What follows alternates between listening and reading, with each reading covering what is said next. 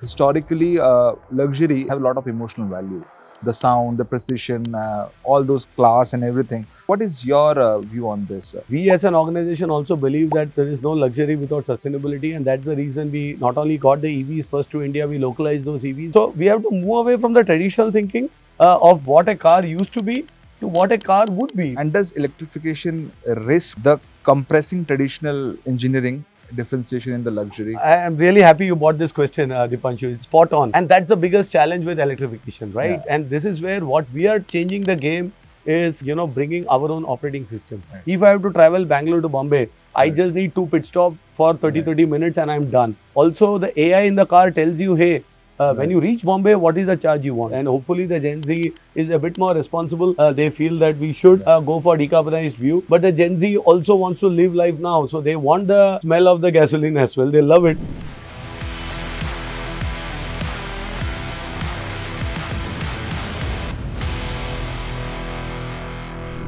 Electric vehicles are no longer a futuristic promise. They are here, they're scaling, and they're reshaping the global auto industry. But beneath the headlines and ambitious targets, a more complex question is emerging. Is the transition unfolding exactly as planned? In luxury mobility, specifically, where performance, emotion, and brand legacy run deep, electrification is not just a technological shift, it's a philosophical one. So, to unpack the realities, recalibrations, and the risk of this transition, I am joined today by Mr. Santosh Iyer, MD and CEO of Mercedes-Benz India.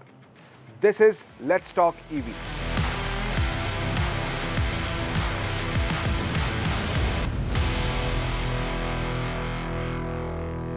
Hello and welcome to Let's Talk EV. We are on our second episode and we are joined by Mr. Santosh Iyer, who's MD and CEO of Mercedes-Benz, a very close friend and EV lover for that matter.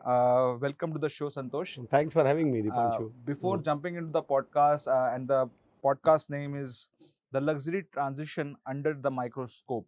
Luxury Okay, EV nice. transition. Yeah. Mhm. So, Interesting. first I will give you a multiple choice question. Yeah. So, you know, do you think the EV transition in India is because of consumer behavior, policy acceleration, and third, due to cafe norms because of, you know, I'm sure you cannot say all of the above, ideally. But surely it's a combination of all three. But the biggest one would be policy, because I think if the GST of 5% is not there on EV, this transition, whatever we see even today, would not have happened. So I think a lot of credit also for the clear decarbonizing policy of keeping the GST at a 5% rate. great. So globally, we are seeing EV targeted, being recalibrated. Is this strategic maturity setting in, or did industry misjudge the pace of adoption? Not really. I think it's a lot of geopolitics behind it as well, because I think decarbonization as an agenda has been also, if you go back to COP, Paris agreement, then I don't think there was any doubt that decarbonization has to happen. But I think with whatever happened worldwide on the geopolitical side, also with certain markets moving much more faster on the EV transition, and that led to policymakers to also change the pace of transformation. EVs needed support because the technology is expensive, was expensive, is also still. And then different governments and different parts of the world changed their priorities, which led to the change in adoption, because frankly, the consumer is still not ready to pay any premium for a decarbonized mobility solution. Right. So, let's take a scenario. If, incentives disappear tomorrow and, there is no incentive on EVs and it's as good as ICE, what do you think? Will EV will still be a mainstay for the consumers, or we are still away from that kind Not of? really. As I said earlier, for me, the policy framework, I am now talking about India. I think clearly, the lower taxes definitely helps the cars to be priced, positioned very close to combustion engines with a lot of TCO advantages. Let's take a real use case. If I go back into October, September, when the GST came down, you could immediately see EVs getting affected across segments. And if you look at mass markets, many of them had to, in fact, start giving a bit more incentives on EVs to again normalize the price delta between EV and ICE. So I think you can clearly check the price sensitivity is there, and because of the support, definitely it helps. But I think yes, you cannot take this for granted. At some point, the industry, the cost of electrification or changing, shifting is also coming down with more scale coming up. So there has to be an inflection point at what is the right percentage, whether it's 20%, 30% is anybody's guess. But I think, the industry will have to find a solution. But the sense of urgency has been changing because of the changing view on the COP agreement when you see from a geopolitical standpoint. And let's dig some deeper and into the consumer behavior. How do you see the consumer trends in specifically when you buy when you see they buying Mercedes EV? Because uh, historically luxury is have a lot of emotional value, the sound, the precision, all those class and everything. What is your view on this? So I think, first, frankly, we as an organization also believe that there is no luxury without sustainability, and that's the reason we not only got the EVs first to India, we localized those EVs. We are continuing on this bandwagon, trying to recently launching the new CLA BEV, for example, and so on and so forth. But I think the consumer here is also having a trade-off. As I said, on one side, he may not be able to enjoy some of the sound, for example, or those. But I think the acceleration of an EV, to drive an EV is also a joy, because you get that instant torque that you generally get in diesel cars. You don't get that much in gasoline. So the EV is able to give that acceleration. It's able to be very cost effective. Also, sound is subjective, right? Sometimes in you also want peace in the car. You want quietness. And a quiet cabin is also preferred. So I think it depends on consumers. If you look at our top end portfolio, we have a penetration of 20% of our cars that we sell are EVs. So you can say 20% of the customers still prefer EV, 80% still prefer a combustion engine in the top end segment. So let's suppose if the engine not disappears tomorrow, and what will replace the emotional anchor for Mercedes for a customer? No, I think the sheer joy of driving a very well engineered car. On top of it, also the consumer needs are changing. We have to appreciate the Gen Z coming in. They are no longer just digital natives; they are AI natives. So if you see the cars, for example, the CLA software defined vehicles, the amount of hardware we have put in the car in terms of supercomputing power with NVIDIA is insane. Now that's what's going to replace the engine to a large extent, if you ask me, because the emotional connect is I'm able to converse. The car is helping me for ADAS, driving a bit autonomous.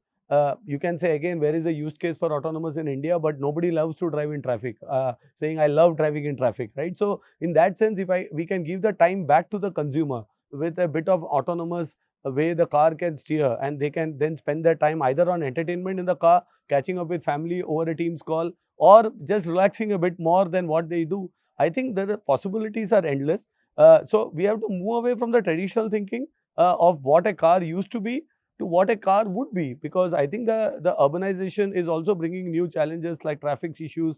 It's also a lot of connectivity. People never had mobile phones 20 years back to chat, right, when they were enjoying cars. I grew up driving within India, enjoying car. Today there's a high level of distraction which is not safe. These cars can take away some of those, improve safety, because the car is doing a lot by itself.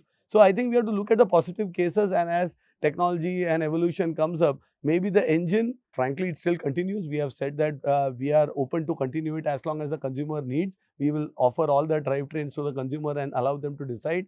But it's not that something, it's always a trade-off and let the consumer decide what is the right inflection point. So I also recently bought EV, and same time my friend also bought Tesla in US, and we were having a discussion, and it's a major shift in the mindset itself, because for me EV is kind of a more of an experience rather than unit economics or any other, because it changes the perception completely. He was telling me that it is like an upgrade from a keypad to a smartphone. So I don't know if that analogy fits in here. But coming to the podcast back. Do you think luxury cars are now structurally profitable for Mercedes, or strategically necessary investments at present? To be honest, there's a lot of cost, because for car makers like us who have been in the business for 140 years, ever since we invented the car, innovating, we have to invest on two different technologies, right? And parallelly, if you see the total sales last year, we did 1.8 million cars, so their sales are almost similar, stagnant, and may grow as well. We have already said that we will go towards the 2 million mark as well. But we still have to do investment in multiple. Earlier it was gasoline and diesel, then it became PHEVs. Now we have EVs. And so that puts a lot of stress on unit economics for sure, because the industry maturity and at a low volume, because still EV as a share globally, 20% of the sales that we do are, you can say, BEVs, PHEVs combination, some electric powertrain. So that still will have not the positive impact on the unit economics, but we have to get there. So we have to be responsible. So, is there any real tension to protect the ICE profit margins versus accelerating EV adoption?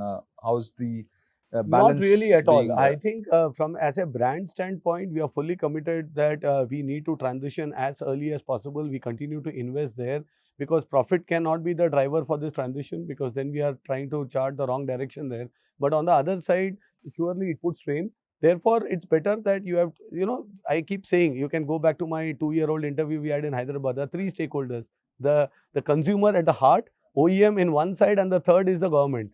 And this transition cannot happen without the three in alignment. So I think we as OEMs alone can't do much alone. We have to do our job as responsible OEMs, but others have to pitch in.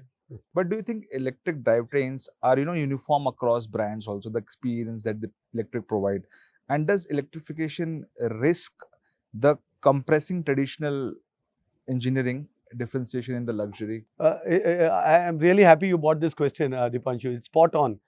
And that's the biggest challenge with electrification, right? And this is where what we are changing the game is, bringing our own operating system.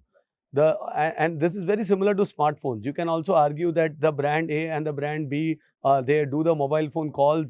They are all similar. I get my messages. So, but you don't shift from one ecosystem, an Android, to a Apple ecosystem, or vice versa, because of the ecosystem. What we are trying to do is our own operating system that we have made. It's so intuitive, very much user friendly, with AI and many other things, that consumer will never. So the future loyalty will not depend just on the brand and the service. It will depend on the operating system. And this is why we are one of the first OEM to bring our own proprietary unique ecosystem to get the customer within the ecosystem.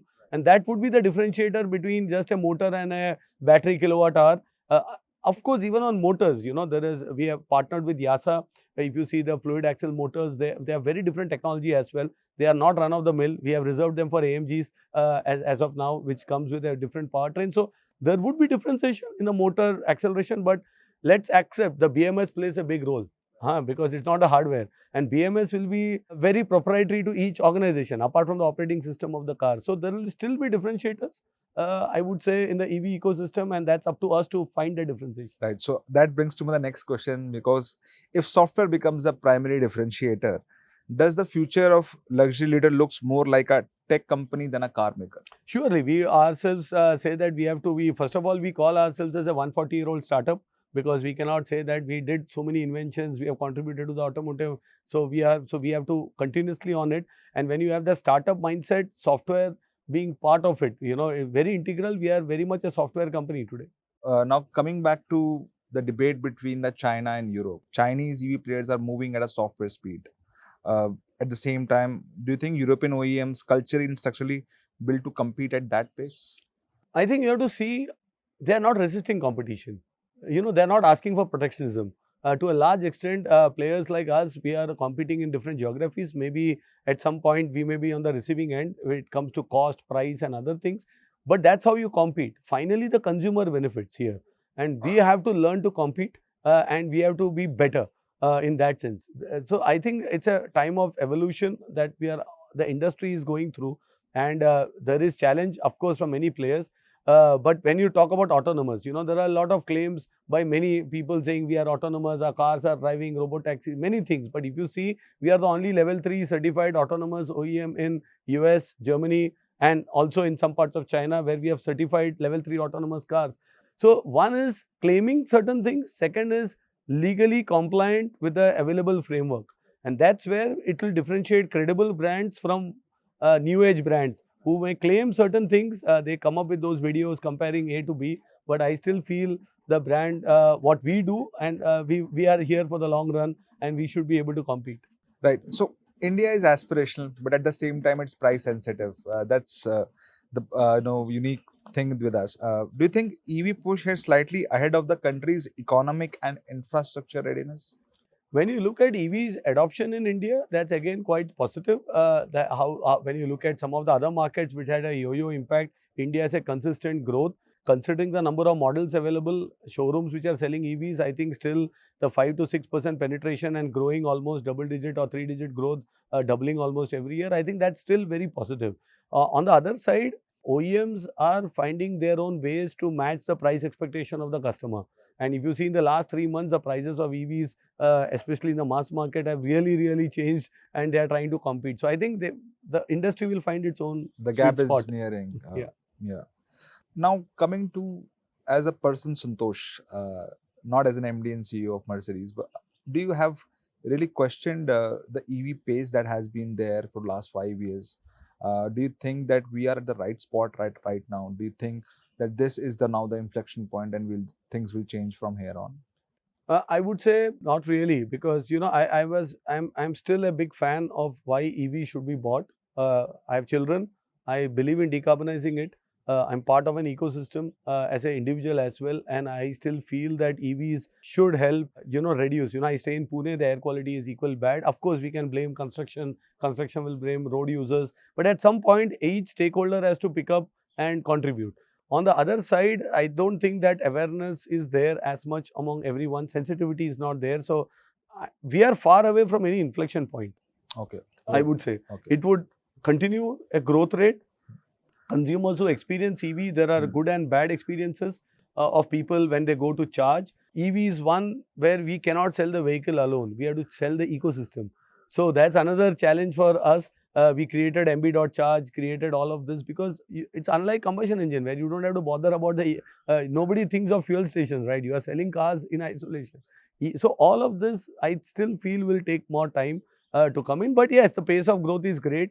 Indian auto industry, luxury, all are growing very significantly in adopting it. Total luxury car market, I think, is today at 12% as such. So we have very strong players who are really doing a great job when it comes to democratizing EVs at different price points. So I think that's the way to go. More options, let the customer decide, and it will happen. But it's not like the ketchup coming out of the bottle that we used to think that one day it will all come in and suddenly, a couple of months you will see a 80% EV and 20% ICE. I think we are still far away, at least couple of years away. As you mentioned, one of your answers also, that we are closing the gap between the ICE and the EV price. But still, there is a problem because, when you used to talk 5 years back, we used to talk chicken and egg situation because infrastructure comes first, product comes, but products are now immense. And EVs are more there in the roads. Launches are more.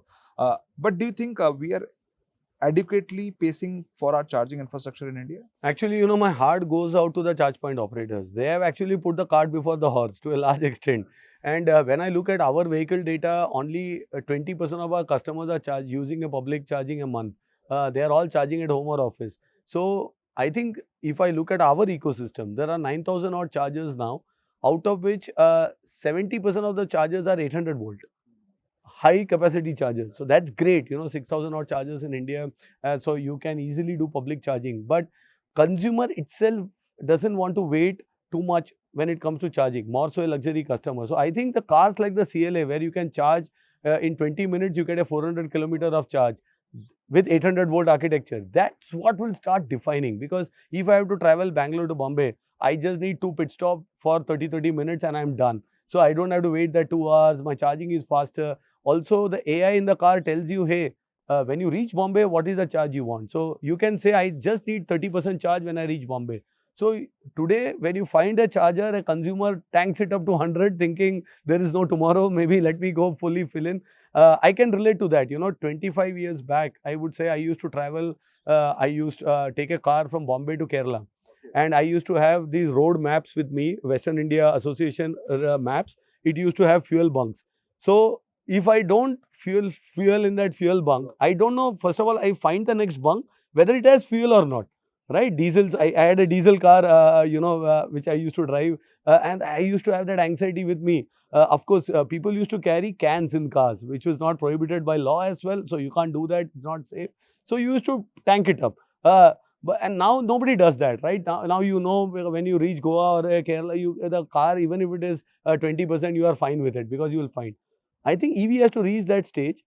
This is where AI in the car helps, charging ecosystem helps, and the consumer awareness also helps. And that's why the inflection point will come with this ecosystem developing. Right. So putting and fast forward and let's suppose we are in 2035 right now, 10 years from now, do you think EV penetration, what level it will touch, what will be your projections, and do you think we have miscalculated 2030 targets?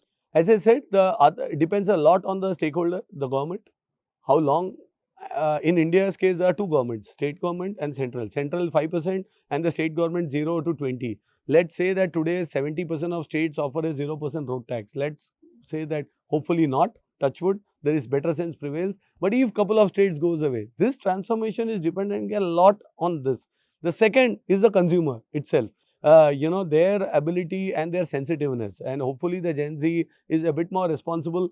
They feel that we should go for decarbonized view. But the Gen Z also wants to live life now. So they want the smell of the gasoline as well. They love it to drive and to enjoy and burn the rubber as well. So we have to wait. And then, for us, the earlier the better. We should be happy because then we have to invest in one powertrain. It goes back to your cost question that I don't need to invest on multiple powertrains. We are more than happy if it 100% shifts as well. But will there be a time in our dreams so that it will be completely EVs, or there will be other technologies like hydrogen, or maybe ICE will survive?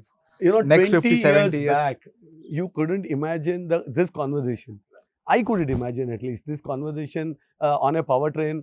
I couldn't imagine a conversation that I can talk to my family on a video call as such, and it doesn't cost me money. We come from a time where we used to wait at 9 o'clock in the night for lower rates of telephone calls to video.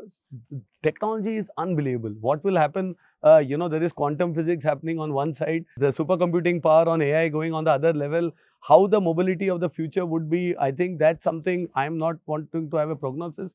But 10 years is a long time, I would say. Thank you so much for joining us today. It was wonderful talking to you. Pleasure equally mine. Thank you. Thank you.